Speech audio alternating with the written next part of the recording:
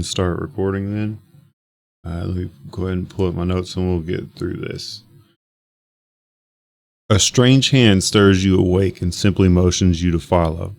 Barudramir offers you a friendly nod and silently leads you out of the tent. The forest is eerily quiet. There are no indications of life near you that you can tell, yet unsettling torches light your path to a dark red tent. The warmth of the small flames waft the cold away from your face. When you arrive, he pulls one curtain to the side and ushers you in. Inside, you see an old, decrepit woman with a gleam of insanity in her eye. She smiles at you with a small dip of her head and states, "Have a seat, dearie. We have much to discuss." Do you sit? All right. Then we'll sit. Okay. Oh, she just kind of, she lets out like an old lady groan and just kind of starts rambling like some sort of like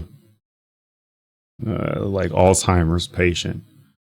Some 757 years ago, give or take, the days run together in the long silhouette of the sun, dancing like a shadow in the frame of the midday sky. The Count, then known only as Strahd von Zerevich, conquered the land of Barovia in the name of his father, King Barov. He constructed his castle in the name of his mother, Ravinia, of whom he invited the widow to come and live with him. We aren't certain who brought about the fog, but it set in shortly after, as did the horrors. Horrors in number too great to discern, she says, shaking her head. As you've seen in the mansion, society does indeed crumble under the lightest misfortune. A feather fall of ill omen and the forest catches fire with worry. Before those fallen to hysteria, the most desperate tend to rise. The desperate will latch on to anything they can, even if it pulls them under. Like sailors on a capsizing ship, no one is certain what the entity is that resides in that house, but it has taken the lives of many.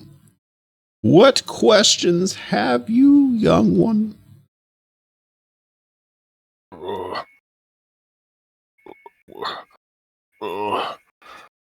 I've been feeling kind of weird lately. Oh. You know anything? Can you like see anything about me? Yes. There is a darkness that resides in your heart. I see it now. It would seem that something that wishes to knock you off of your pedestal from your ivory tower, so to speak. Perhaps something far too weak to determine your brother's fate has turned to you instead. So, like I'm getting possessed? Perhaps. No. Is there something of which you took possession, or perhaps a cairn that you have disheveled? I got thrown off some stairs, and then I got this sword. It's kind of unsheathed. Well, I get not in like a threatening way, just like kind of show the sword to her. Okay. You know how? You know what? You know how he'll kind of pull it out. You know how knights put it in both hands, like palm up. Be like, "Yo, I ain't gonna hit you with this. Go ahead." Okay. All right. Got you. So as you unsheath it, she. Oh! You nearly killed an old woman. Oh! You gave me a fright, dear. But don't you worry now. And she just she grabs an old bejeweled monocle and holds it up to her eye. So, oh, yes, I see. The markings of old. Oh. Might I inquire, young one, where did you did you obtain such an object? Well, one of my companions found it in that house that used to be down the road. How? The house that used to be? What do you mean used to be down the road? It kind of fell in a big hole. Oh, yes, the manor. You say it fell into a big hole. Yes.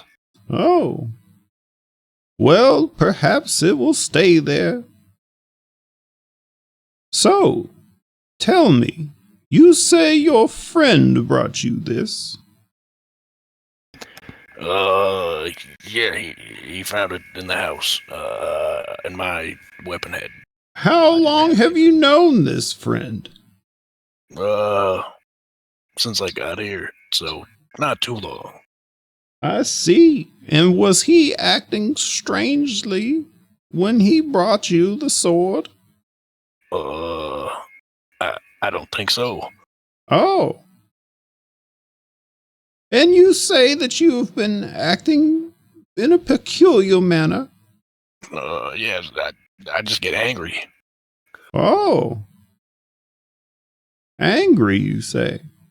Mm. Do you care to describe more? Like, really angry. Like, I want to hurt people. And are you angry now? I don't think so. Very well. Are you aware of whose crest this is? Yes, the windmill? Kinda. Someone told me, but I forgot. Oh. We belong to Master Durst, the owner of that house. That sounds familiar. Oh. I am sure that you can sense my apprehension as to why you would accept such an item, but nevertheless... Well, I needed a sword. I see. When in doubt, you choose the lesser of two dangers, no? Carry your way through a house who's eaten many over the years, or grab something that may or may not be cursed. However, I refuse to touch such sword. Perhaps you should put it away. I'll do that. And Dan will just kind of put the sword away. He'll be slow about sheathing it though, just like kind of muttering under his breath, like "Fuck, God, fuck." I will say of one thing. Perhaps it was destiny that brought the two of you together.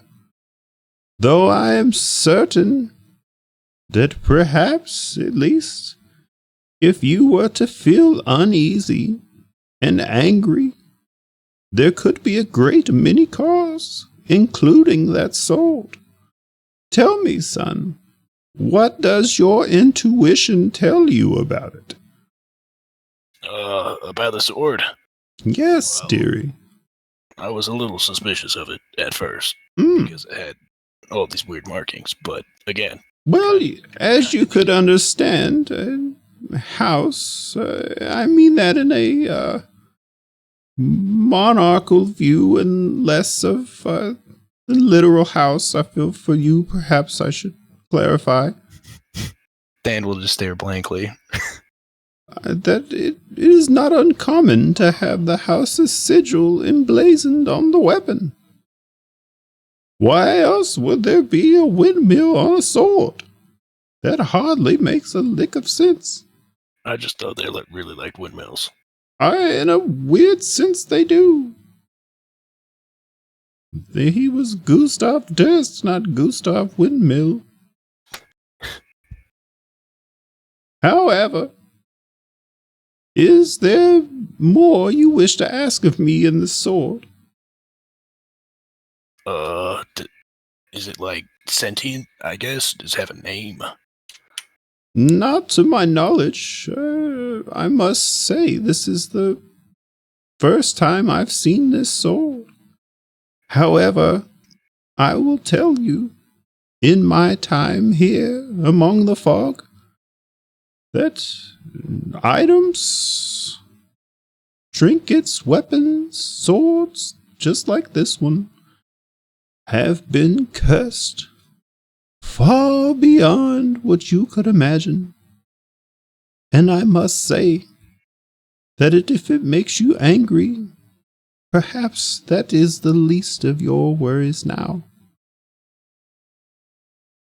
For I have seen such trinkets overtake the minds of their wielders, and so soon as they cast their trinket into the water, they find it on their person again in a short while. With any luck, if you are to dispose of said weapon, it will stay gone. Though I would not put any weight into that basket. And surely you will not find anyone to buy it from you. That brings us to a terrible impasse. You mind if I try something? And we're in the camp, right? Yeah. You're in her tent, kind of off to the side. How close is she to because there's a river or something right next to it, kind of, right? Mm-hmm. Yeah, she's probably 10 or 15 feet from the river. You could kind of hear it running. You mind if I try something? By all means. Dan's gonna walk out of the tent, unsheath his sword, hurl that bitch into the river. As you walk out, Barudramir is just kind of looking at his nails. He's still dressed like Caspian for some reason. I guess it's only been a few hours since you guys told him he was dead, but he still seems pretty bummed about it. And he's cleaning his knife, or he's cleaning underneath his nails with a poignard, or a really long, thin knife. And he kind of side eyes you, almost expectantly, he had a feeling that you were gonna fucking do something dumb like this. Just fucking walk out and just huck this fucking sword into the water. So he just kind of after all that, Dan's just gonna walk back in. He was gonna say he's gonna acknowledge that you're there openly, but he's not gonna say anything to Than as he walks back in, not a word. Oh, okay. So I'm assuming you go back in and sit down? Yeah. Okay. So she's just going to look at you. She looks at you. I'm assuming, would he have grunted when he threw it? Oh, yeah, there he Okay. So as you come in, she's just nodding her head, and she looks at you. She's like, that was a good toss. There was some short moment there, I thought you had missed the water. However, and with that, she grabs a black deck of cards. She slaps them on the table to kind of even them out. And then in a loud, audible shuffle, she just kind of fans them out together. Takes a few, kind of does a soft shuffle, creases them back down, places them on the table in front of you. That's it in the middle. She looks at you blankly and simply states, left or right, dear boy? Right. Now we take our look through the lens. Oh, the page of wands, the burning soul. Are you aware of the lens, dear boy? No. Oh, well, allow me to tell you. The lens, my dear boy, as we read these cards, shall tell us the color in which we read them. For you have drawn the Page of Wands. And I'm here to tell you, we should be excited, for the colors are often rosy and painted with enthusiasm. However, let's see if we are so fortunate.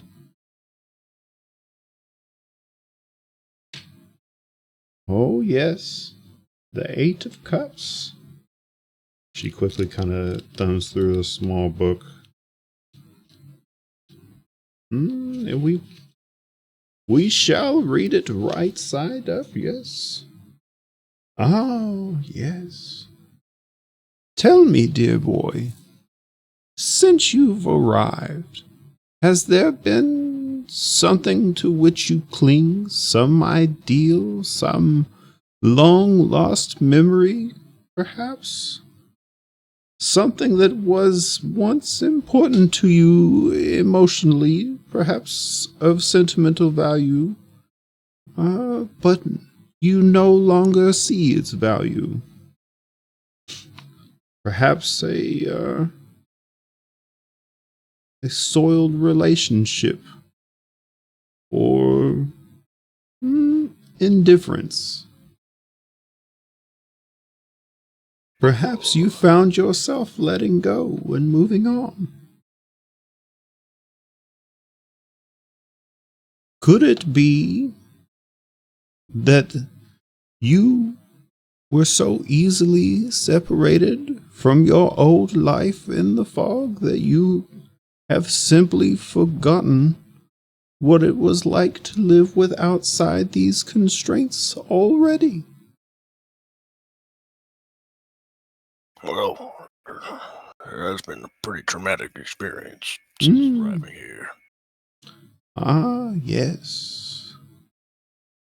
So is the way of tragedy. Yes? Yes. Perhaps the calm and soothing days of your time as a guard for corrupt politicians. As these are the days of our lives, are they not? Who would miss those anyhow? Oh, yes. The lovers.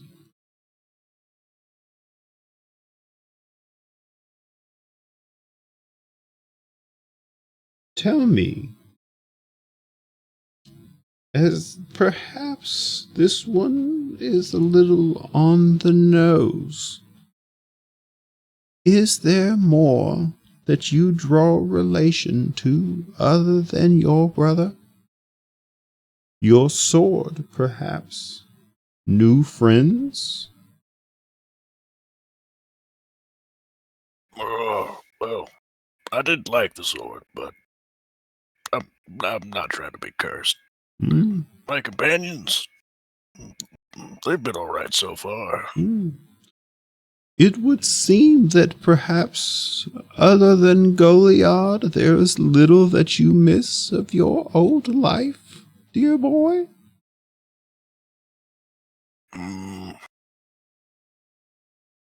It was nice to walk the city in the early morning, but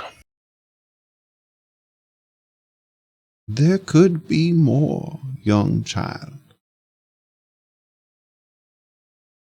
more than I'm missing.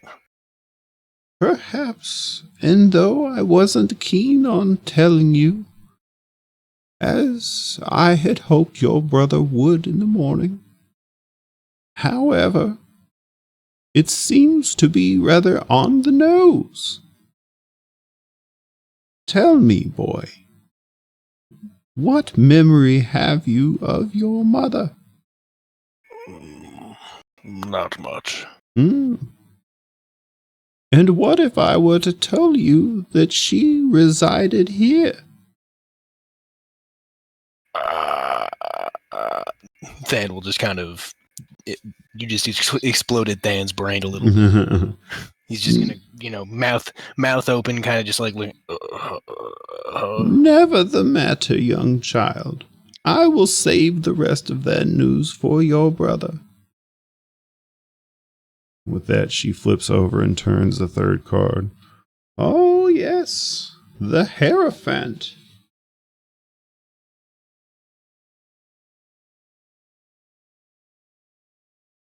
You will have to forgive an old woman.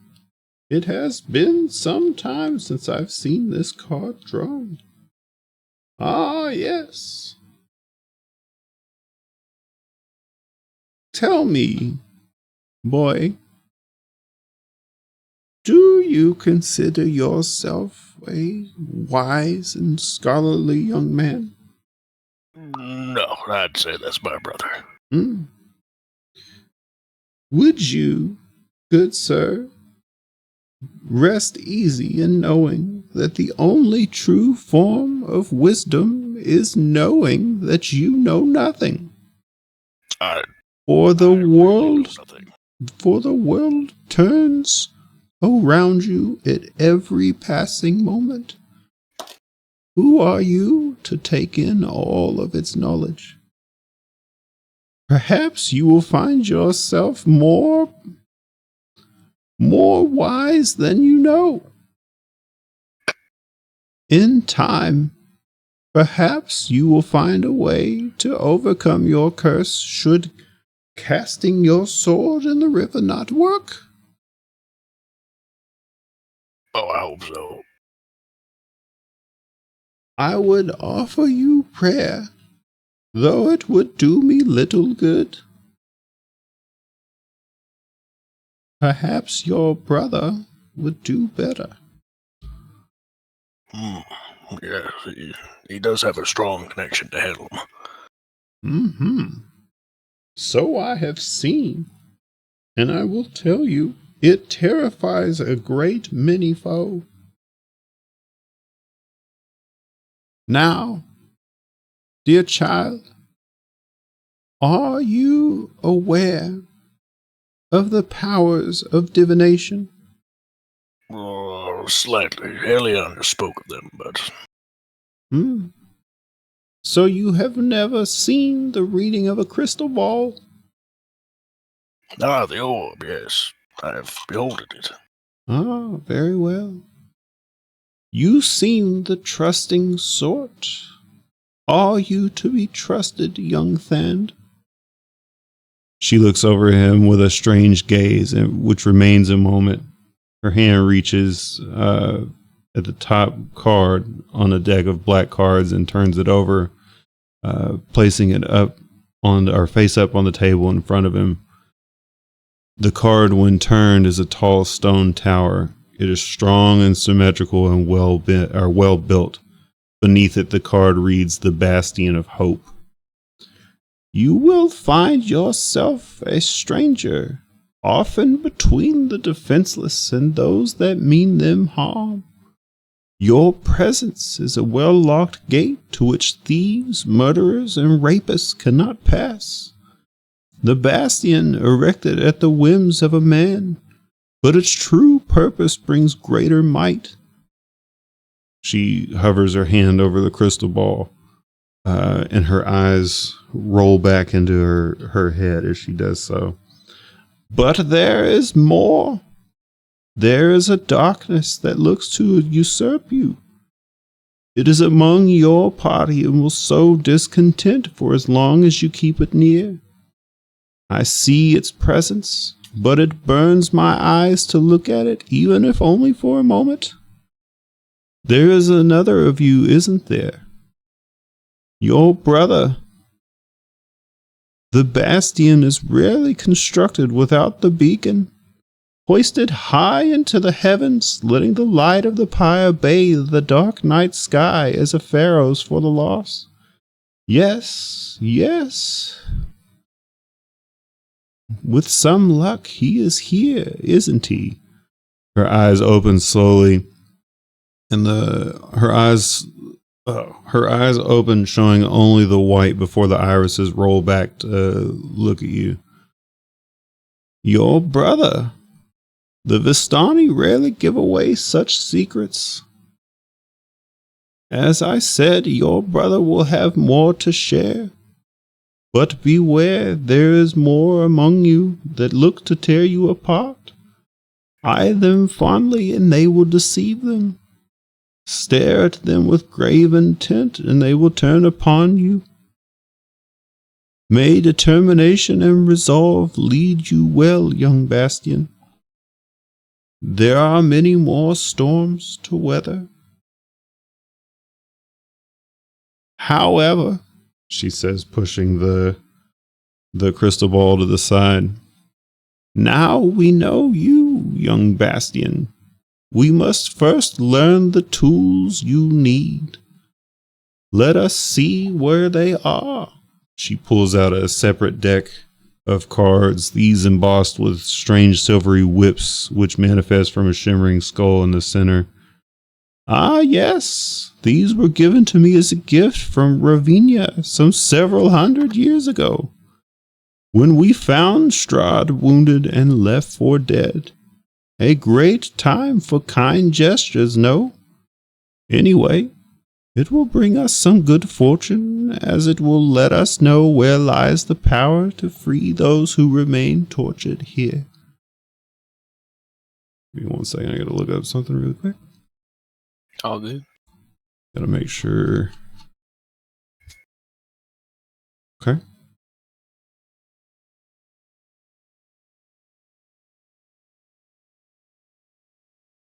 So she says, just that way you can see it, sets down the cards.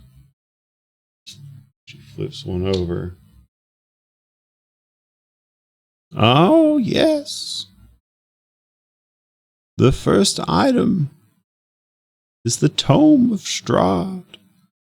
This will tell you of Strahd's past and perhaps hold some ideals on how to usurp the fog from these clung and forlorn hills. The Evoker. She resides in the ruin of Berez and goes by the name Baba Lysaga, an almost mythic figure tied to Strahd's ancient past. A hermit, she spends most of her time crafting and animating scarecrow to hunt down and kill the ravens and were-ravens that infest these hills. When she isn't working on evil magic, Baba Lysaga sacrifices beasts to the Mother Night and collects their blood, and then bathes in blood on nights of the new moon in a ritual to stave off the effects of extreme old age. She was also known to be the midwife of Queen Ravinia of Royan, a terrible, terrible foe.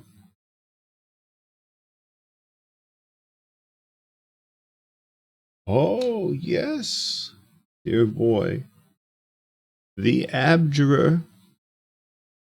Might I point out before I tell you of the Abjurer that these cards must read true, as these were the same that I have drawn for your company already. So heed my warnings, young boy, and may the wall and the bastion stand strong. I must tell you, as you seem to rid yourself of one curse, there is a blessing sitting right here before you in these cards. Have you heard of the myth of the Sun Sword?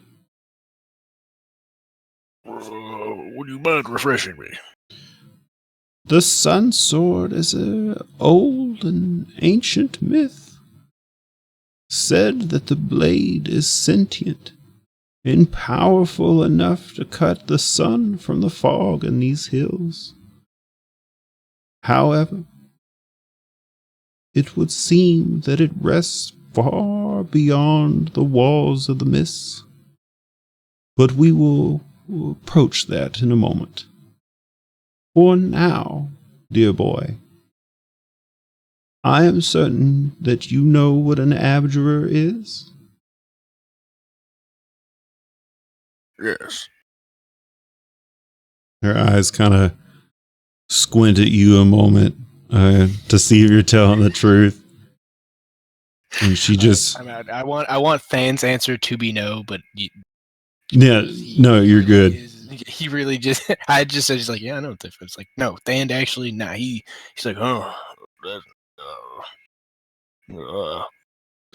Just for clarification, child, an abjurer is someone who uses the weave for protection, be it locks or shields, or perhaps protection from the elements even.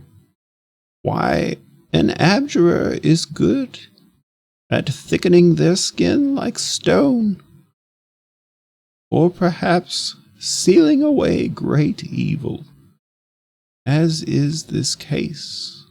For I am certain that you have not heard of the Amber Temple. no. Oh, dear boy. There's much to talk about. All you need know for now is that the Amber Temple, oh dear, let us just say there are few greater worries you should have than traversing into the Amber Temple. However, her face quirks a moment. Buried within the depths of the Amber Temple lay a hilt so powerful it is said it could cut the sun from the mists. It lies in a secret room adjacent to the preserved library. If it were so simple, it seems. However, and I shall touch on this in a moment, but I believe there is a way that you could obtain the hilt. Nevertheless, let us move on. Oh, yes. The merchant.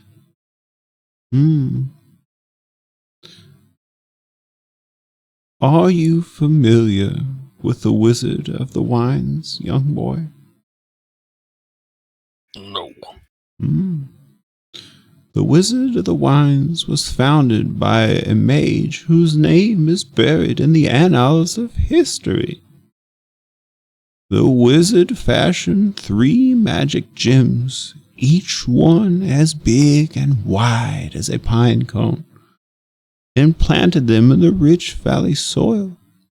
These seeds gave rise to healthy grapevines, which produced sweet, plump grapes. Even after the fog had settled over Barovia, the gems kept the vines and their grapes from succumbing to the darkness. Strahd had bequeathed the winery and the vineyard to a noble Kreskov family as a reward for the family's loyalty. Later, an arranged marriage between the Kreskovs and the Martikov family led to the land being taken over by a Martikov descendant, no less. Gathering their idol may bring you some advantage when it comes time to cull the plagues of this land. Now, shall we see of whom shall help you? Oh, yes, just as before, the innocent, the pure soul. You should know that fate is already on the way. As it would seem, you will surely falter in your endeavors, should you do so without young Irina Kolyana. And I must say, if you are to rid these lands, free these people from their shackles, you must do so in the dungeon of Castle Ravenloft. For I am certain if you do so elsewhere, you are surely to fail. Now, as I spoke to you earlier, there is a way beyond the mists. Your brother holds a flask, one very much like this. And she reaches over and grabs it's like a square, or I guess a rectangular wine bottle with a circular neck coming from the top. Okay. The bottle is frosted slightly, but you can definitely tell the contents of the inside are a dark red that have silver shimmers kind of floating around within it.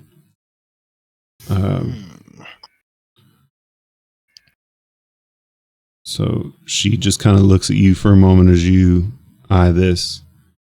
There is one within the gates of Valakai that will take you among the mists, through them even, to a place of vast importance, though he will not reveal himself until you are prepared. It would be wise you not ask him by name unless you are certain you speak it only to those you trust. His alias, Jark the Fisher. Present him with one of our elixirs and this note.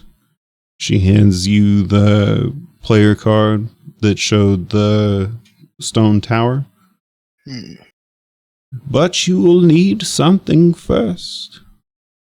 A potion like this one. We have another, and to my understanding, your brother has one already. To brew them, we will need 3 rubies that will be ground by an obsidian mortar and pestle, 3 hair of Loop-Guru, and a flower from the Gothias tree at Yester Hill. You must bring us these things, and we will prepare the potion for you, and you must imbibe its contents before traversing the fog, or, my dear boy, you will never see the other side. Now, I must warn you, there is another group of Vistani outside the gates of Valakai. If you take these reagents to the other group, I cannot guarantee you will not run into issues as you did with Istoville and Arupel, 2 of whom I'm sure you remember. You should know that we've exiled them from here long ago. You can find them if you so wish to confront them. They reside in a cave on the far side of Mount Baratok. It is quite a ways travel from here, on the far side of Valakai. But I must warn you, I wouldn't go near them. Not until you've had some time to prepare yourselves. You will need these preparations to face the Loop-Guru anyhow, as they surely won't fall easily.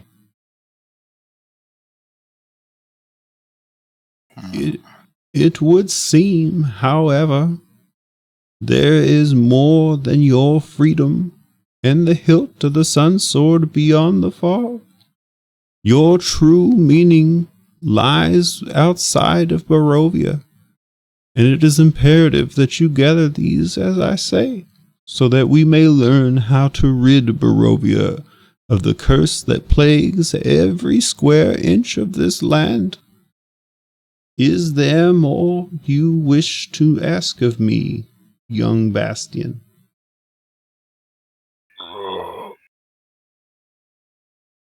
Give me a sec. Just me.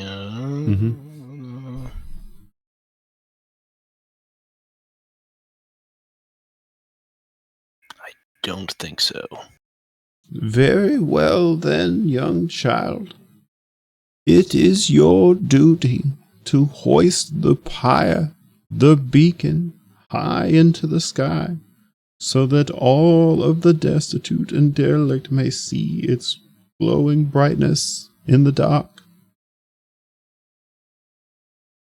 Stick close to your brother. Make sure that he is not harmed, and keep his best interests for what you will. Such is your destiny, young child. Dan will just kind of be, nodding his head along with everything she's saying. Like, all right. Kind of getting pumped up. Very well then, child. If this is all you wish of me, then you may be excused to return to your reverie. Though, I must say, knowing you elves, they were few here before they were banished. However, I must tell you, it was a great fear from the few I knew in my time, that when you, or rather, if you die within the realms of the mist, you will not be reborn as your ancestors have told you. Rather, your soul will wander these lost and also forsaken hills. Do take care of yourself and your friends. I will. Very well, then. And might I add, dear boy, you should know that there are eyes and ears everywhere in these woods. Do your best, perhaps not to speak too loudly to your compatriots, and do even more to remain aloof as you have done already. I'll try. Very well. Go then. Tell Baru Dramir to bring me another. Thank you, ma'am. Have a good one. Have a good night. It was a pleasure meeting you, child. Rest well.